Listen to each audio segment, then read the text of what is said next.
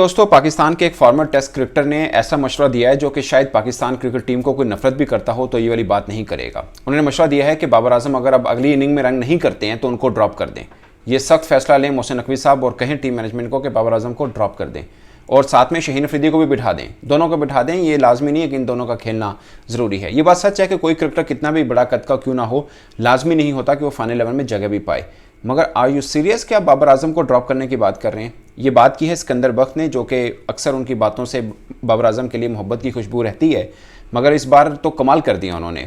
बोलते हैं कि बाबर आजम को टीम से ड्रॉप कर दें क्योंकि लास्ट 12 इनिंग्स के अंदर उन्होंने एक 50 भी नहीं की। ये मैंने भी एक दिन पहले व्लॉग किया था, मैंने आपको बताया था कि लगातार 2 बरस हो चुके हैं बाबर आजम को आखिरी 100 किए हुए, 2 बरस हो चुके हैं और लास्ट जो सीरीज़ उनकी 2-3 गुजरी हैं उसमें एक 50 भी नहीं है बाबर आजम की।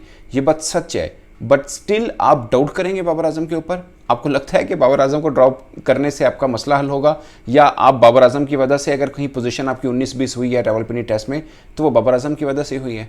मतलब आप ये सोच भी कैसे सकते हैं? और चले मैं आपको एक नाम मुझे बताइए, अगर बाबर आजम को आप ड्रॉप करें तो कौन सा नाम होगा जो इन होगा? आप हुरैरा को करेंगे? किसको इन करेंगे आप बाबर आजम को ड्रॉप करके?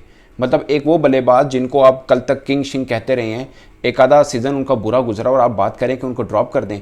और फिर शहीन की बात, शहीन ने इस टेस्ट मैच से पहले 5 टेस्ट मैच खेले हैं, 18 विकेट्स लिए हैं, पर्थ में भी खेले हैं, कोलंबो में भी खेले हैं, मेलबर्न में भी खेले हैं, गॉल में भी खेले हैं। अगरचे उनके कद काट के मुताबिक ये 5 मैचेस में 18 विकेट्स नहीं बननी चाहिए, ज़्यादा होनी चाहिए, इसमें कोई शक नहीं है।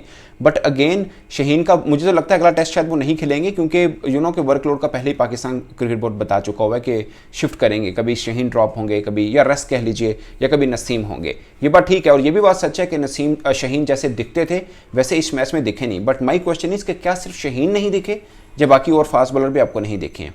किस फास्ट बॉलर ने उनका भी मतलब बांग्लादेश के बॉलर्स भी ले लीजिए, पाकिस्तान के भी ले लीजिए, इसी पिच के ऊपर ऑस्ट्रेलियावी फास्ट बॉलर भी आकर अपना दिमाग खराब कर चुके हुए हैं। उनका भी रिकॉर्ड उठा के देख लीजिए इस पिंडी के पिच के ऊपर, किसी से भी नहीं। पहले रोज के अंदर जब हल्का फुल्का बॉल सीम हो रहा था उस वक्त अच्छी बॉलिंग की है बांग्लादेशी बॉलर से, मगर उसके बाद पटा विकेट हो गया। किसी बॉलर को पाकिस्तान में सबसे अच्छा टेस्ट का बॉलर अगर किसको माना जाता है वो नसीम शाह है। इस टेस्ट मैच में सबसे ज़्यादा रन एक ओवर में या महंगा ओवर उन्हीं का ही हुआ है, 18 रन पड़े हैं। तो क्या आप नसीम शाह को भी ड्रॉप कर देंगे? माई पॉइंट ऑफ व्यू इसके बैटिंग पिच है टोटल की टोटल। आप कहेंगे बैटिंग पिच है फिर बाबर रन नहीं किए, ऑफकोर्स बाबर ने रन नहीं किए, बाबर पिछले लगातार 2 बरस से रन नहीं कर रहे। बट मुझे ये लगता है कि वो आपके वो बल्लेबाज हैं कि आप उनको ड्रॉप करने की तो बात सोच भी नहीं सकते हैं। आप शुभमन गिल का उठा के देख लें, उनसे रन नहीं हो रहे थे, इंग्लैंड के खिलाफ लगातार रन नहीं कर रहे थे, मगर इंडिया ने उनको ड्रॉप नहीं किया, बाद में उसी शुभमन गिल ने 100 किया था।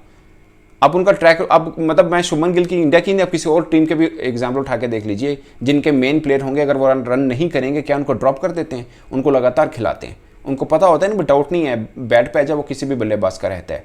और मुझे नहीं लगता कि बाबर आजम का 100 ना हो तो उसको बैट पैच कहा जाता है। ये वही बात है, उनकी ग्रेटनेस ये है कि उनका 100 ना हो तो बैट पैच कहा जाता है, अदरवाइज रन बीच में होते हैं। नो डाउट टेस्ट का रैकेट उनका पिछले 1.5-2 वर्षों में अच्छा नहीं है, बट फिर भी आप ये सोच नहीं सकते कि बाबर आजम को बैठाने की बात कर रहे हो। और जो बंदा कर रहा है, मुझे तो उससे मतलब बाबर आजम की से मोहब्बत की खुशबू उससे सूंघने को मिल रही है और तो कुछ नहीं है। शहीन की आप बात करें तो मुझे लगता है कि अगर बॉल उनका सही नहीं पड़ रहा तो वो खुद भी कह देंगे ठीक है अगले मैच में रेस्ट करा दें। उन्होंने ये बोला कि गिलेस्पी जो कि पाकिस्तान रेड बॉल के कोच हैं, सिकंदर बख्त ने कहा कि मुझे गिलेस्पी ने कहा था कि शहीन का बॉल सही नहीं पड़ रहा, मैं शायद इसको पहला टेस्ट मैच नहीं खिलाऊंगा, मगर शहीन तो खेल रहे हैं, तो किसी और के कहने पर खेल रहे हैं। क्या शहीन को रावलपिंडी टेस्ट मैच खेलने के लिए किसी को फ़ोन कराने की ज़रूरत है? ऑफकोर्स आपकी टीम मैनेजमेंट ने सोचा होगा कि उनको खिला लें। आप ये कह सकते हैं कि आप मीर हमजा को खिला सकते हैं, ये शिफ्ट हो सकता है और मुझे लगता है कि अगले टेस्ट मैच में शिफ्ट हो भी सकता है। कोई प्लेयर है जो के फास्ट बॉलर सब टेस्ट मैच नहीं खेलते, वो मैं मान लेता हूँ उस बात को, मगर आप परफॉर्मेंस बेस के ऊपर कह रहे हैं किसी को ड्रॉप करने की और ऐसे खिलाड़ी को ड्रॉप करने की जो पाकिस्तान टीम के 2 बड़े का अगर जिक्र करें तो ये दोनों नाम बनते हैं। तो आप उन पे डाउट कर रहे हैं, आप उनका कॉन्फिडेंस शेयर करने की बात करें, खासकर बाबर आजम के ऊपर तो मैं हैरान हूं कि आप ये कह रहे हैं कि बाबर आजम को ड्रॉप कर दें, अगले इनिंग में भी वो रन नहीं करते हैं। मतलब कहां से सोच के आते हो भाई ये वाली बात?